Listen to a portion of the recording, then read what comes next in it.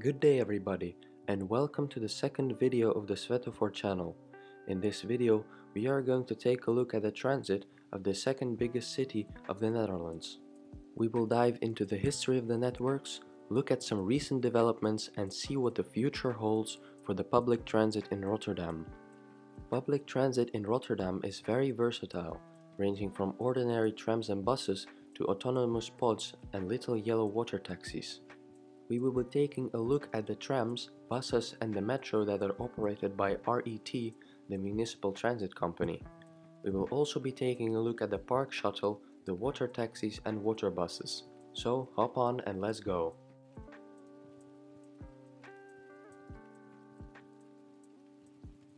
The oldest mode of public transit in Rotterdam is the tram. The first tram lines, operated by a company called RTM, short for Rotterdamse Tramwegmaatschappij, opened in 1879 as a horse-drawn tramway. In 1904, a new company was formed, the Rotterdamse Elektrische Tramwegmaatschappij, abbreviated as RETM. As some of you may have guessed, this company operated their trams electrically, using overhead wires. Aside from two small narrow-gauge tram companies, these were the main tram operators. These companies coexisted but operated in different locations. RTM became an interurban tramway company serving the southern part of the South Holland province and some of the islands of the province of Zeeland. Beginning in 1905, RETM operated their lines within the city of Rotterdam, like Line 1, going from the eastern district of Kralingen via the center to the park where now the Euromast observation tower is located. In 1927, the company was handed over to the city administration and became the company it is today, RET, short for Rotterdamse Elektrische Tram. Right now, the tram network has only one type of rolling stock, the Alstom Citadis. This tram type came into service in 2003 and gradually replaced the old ZGT trams by 2014. There are two types of Citadis in Rotterdam, the 2000 series and the newer 2100 series. On the outside, they look practically identical. The only difference that can be seen from the outside is that the 2100 series is 50 centimeters shorter than their older counterpart.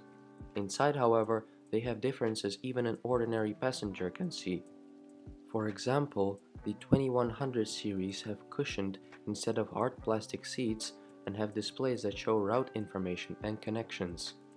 Today, the tram network has 9 lines that operate in regular service, while the track length is around 115 kilometers. Most of the lines have been upgraded in the late 90s and early 2000s to the Tram Plus standard. Tram Plus was a concept to upgrade existing lines and build new routes to districts that weren't served by the metro. These lines could be recognized by having a 2 as the first digit of the line number until recently, when the tram numbers were changed in the beginning of 2025 to be less confusing. For example, Tramline 24 became Tramline 1 and Tramline 25 was split in order to become Line 5 and Line 8. Of these 9 lines, Line 1, 4, 6, 7, 8 and 11 run north of the Nieuwe Maas River, Line 2 runs south of the river, and Line 3 and 5 are cross-river services. Trams not only run in Rotterdam, but also in neighboring municipalities. Line 11 runs in Schiedam, Line 1 also runs in Schiedam, but continues to the town of Vlaardingen, and Line 5 ends in Barendrecht. The other lines run only inside the city of Rotterdam. When Line 3 and 5 cross the Nieuwe Maas River, they do that on the famous Erasmus Bridge, which locals nicknamed the Swan for its appearance. An interesting detail is that before its construction, the tram network was split into 2 parts from 1968 to 1996 without any connection across the river.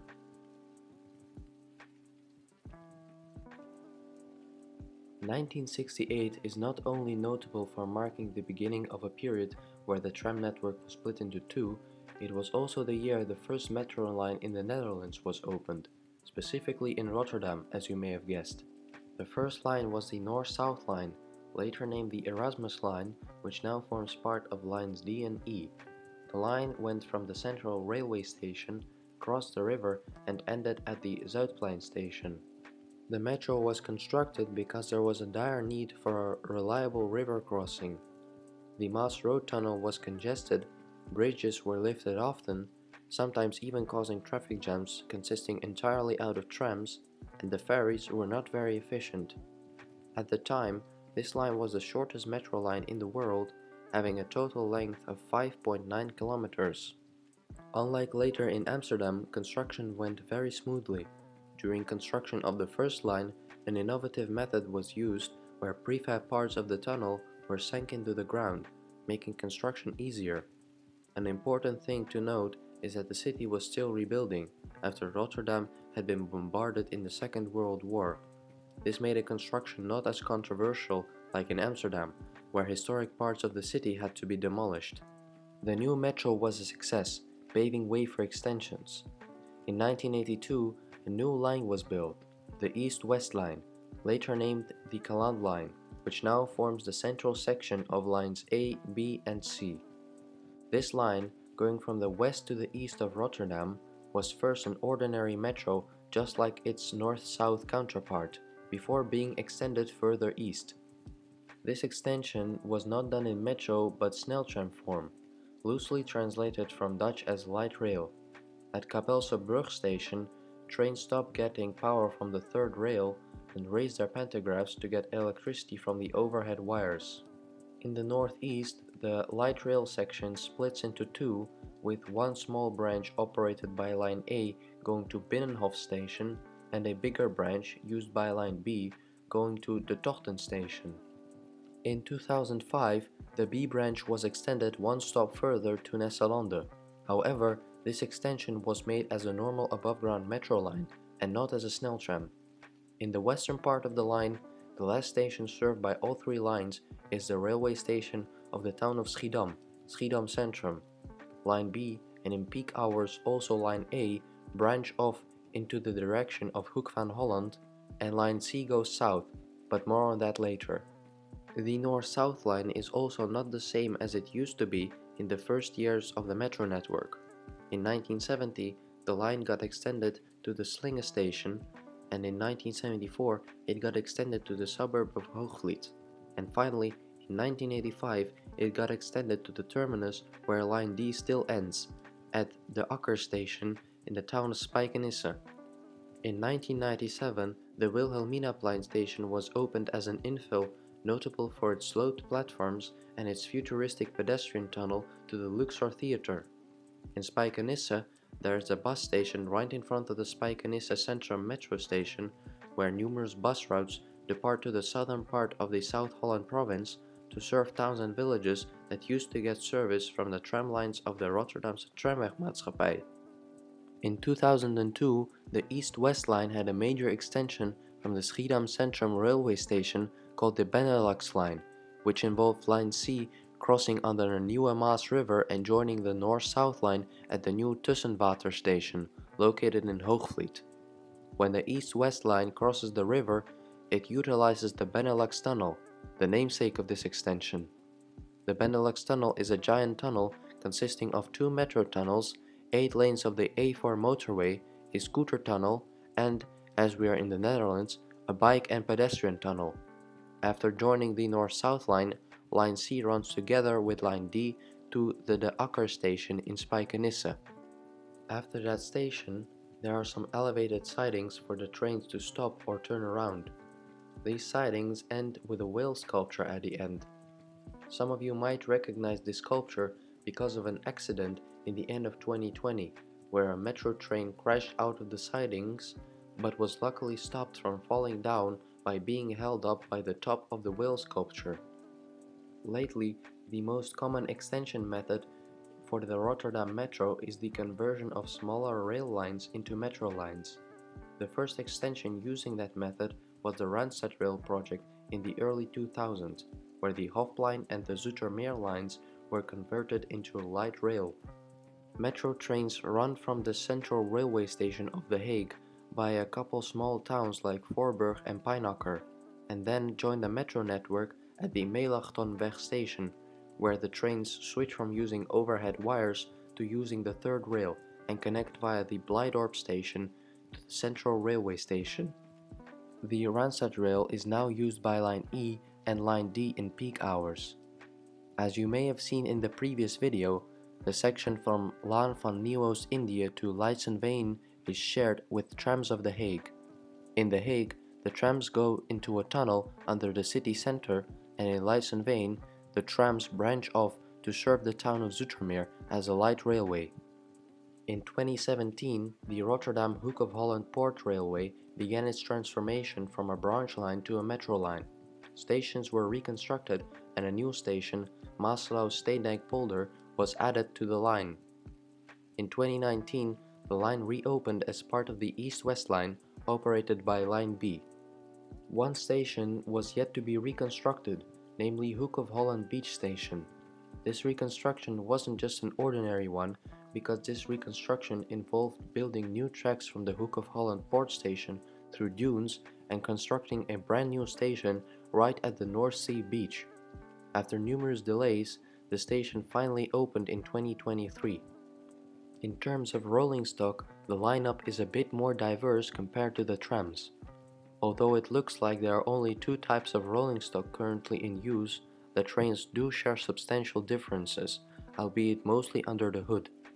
The oldest trains, Types S and Types B, introduced in 1998 and 2002 respectively, are operated on Line A, C and D. They were built by Bombardier and operate as coupled two-car trains. This is needed because the trains only have a driver's cabin at one end of the train, making it impossible to operate a small two-car train in regular service. The main difference between Type B and Type S is that Type S has a pantograph, making it possible for this tram to operate on the Sneltram and former railway sections. The newer train type, Type R, was introduced in 2008. The first version mostly operates on Line E and is painted in the Randstad Rail livery. The second version, which is practically the same, was introduced in 2009.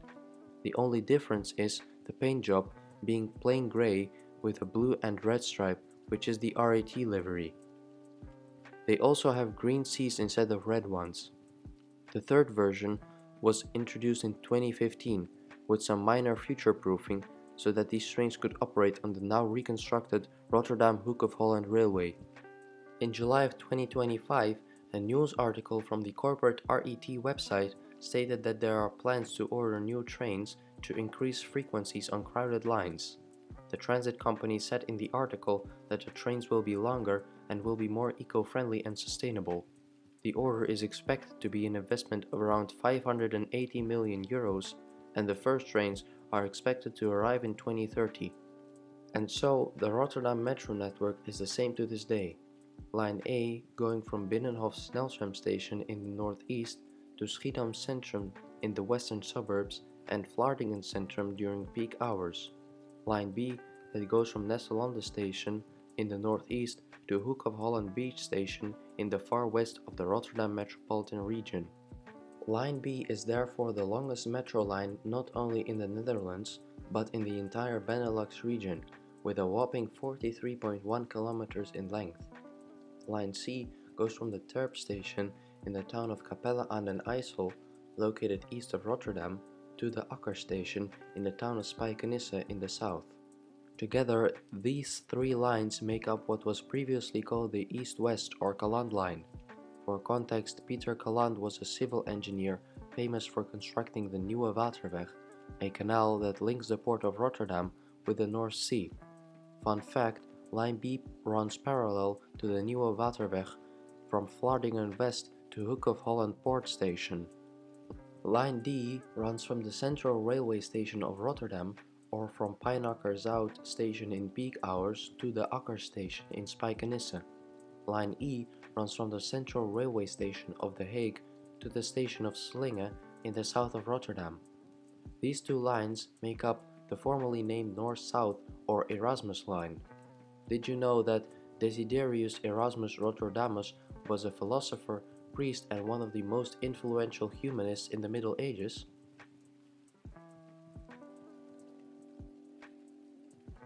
The RET not only operates the tram and metro networks of Rotterdam, but also operates most of the buses in Rotterdam and the metropolitan area.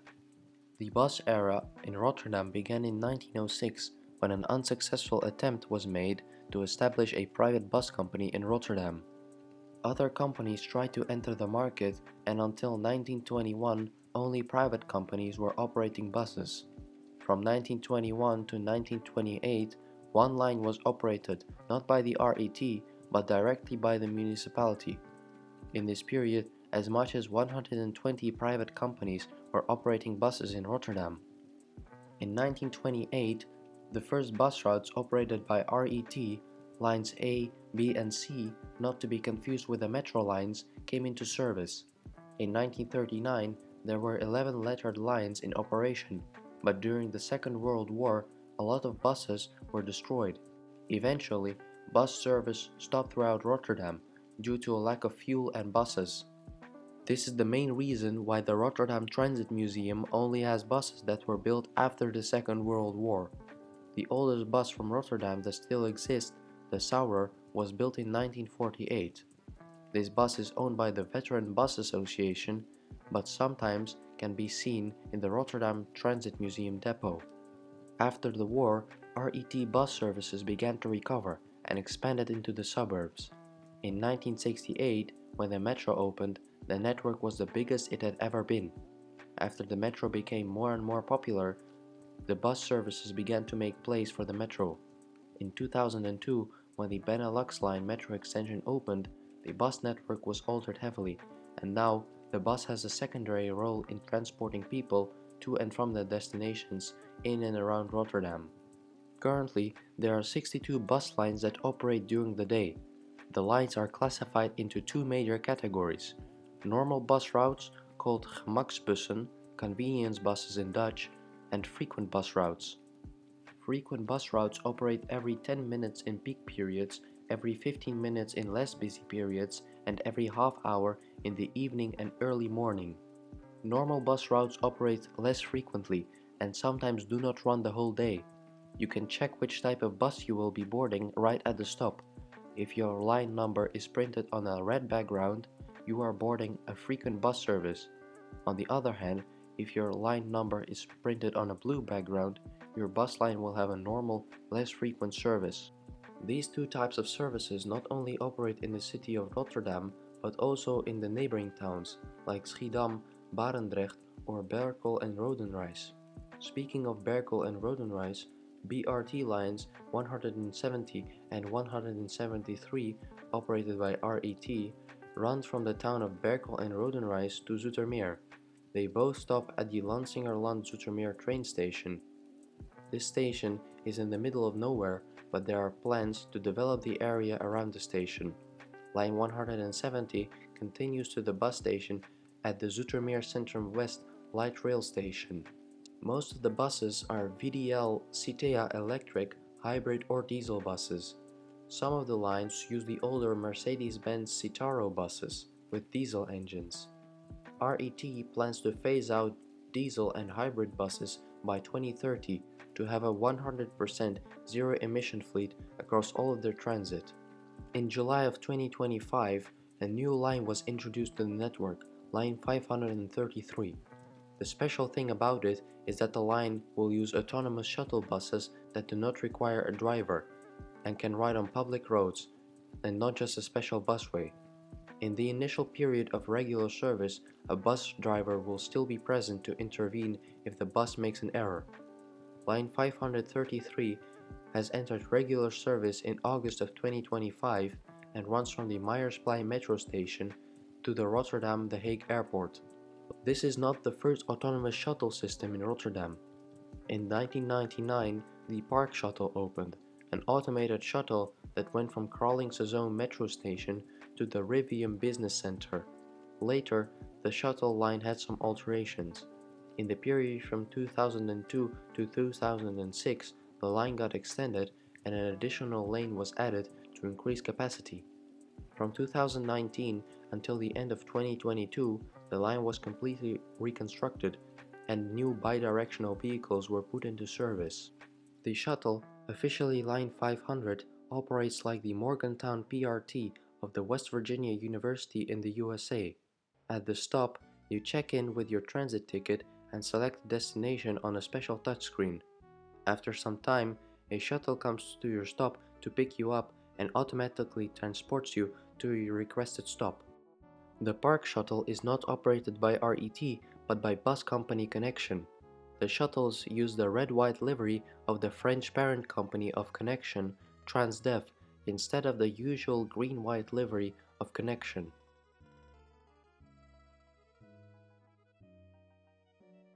And last but not least, the transit type of Rotterdam I will talk about now is the transit along the Nieuwe Maas River, namely the Waterbus and the Watertaxi. Although these boat services are relatively new, ferry services have existed in Rotterdam since the Middle Ages. When the metro opened, municipal ferry services stopped operating. In 1999, the Waterbus, then called Fast Ferry, began operating on the Maas River between Rotterdam and the city of Dordrecht. Now, the network of water buses has not changed that much from the perspective of Rotterdam. Most of the focus of the water bus operations lies in the city of Dordrecht. Today, there are two water bus lines originating from Rotterdam. Line 20, going from the Erasmus Bridge stop to Dordrecht, and Line 21, first running parallel with Line 20 as an express service, then branching off to the Lek River and ending at the little town of Kinderdijk. Kinderdijk is famous for its windmills that are classified as UNESCO World Heritage and is therefore one of the most visited tourist sites in the Netherlands.